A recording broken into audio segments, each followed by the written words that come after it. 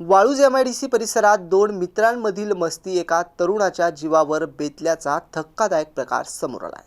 बजाजनगर येथील महेश दत्तात्रय पवार याच्या उजव्या पायाच्या मांडीत गोळी लागून तो गंभीर जखमी झाला आहे.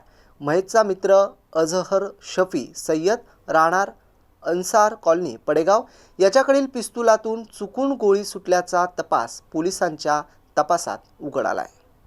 शिवराई फाटा परिसरातील सपन हॉटेल शेजारी मोकळ्या जागेत बसून पिस्तूल पाहत असताना ही घटना घडल्याची कबुली आरोपी अझहरने दिली आहे. घटनेनंतर अझहरनेच महेशला घाटी रुग्णालयात दाखल केलं. मात्र दुचाकीवर जात असताना अज्ञातांनी गोळीबार केल्याचा बनाव करण्यात आला. डॉक्टरांनी पोलिसांना माहिती दिल्यानंतर वाळूज पोलिसांनी दोघांची चौकशी केली. संशयास्पद आणि उडवाउडवीची उत्तरे मिळाल्याने कसून चौकशी करण्यात आली असता अझहरने गुन्ह्याची कबुली दिली. पोलिसांनी अझहरच्या घराची झडती घेतली असता एक गावठी पिस्तूल आणि 3 जिवंत काडतुसे जप्त करण्यात आली. आरोपीला अटक करण्यात आली असून या प्रकरणातून बेकायदेशीर शस्त्र खरेदी विक्री रॅकेटचा संशय व्यक्त केला जातोय. पुढील तपास पोलीस उपनिरीक्षक अजय शितोळे करतायत. अशोक साठे, MCN न्यूज, वाळूज, छत्रपती संभाजीनगर.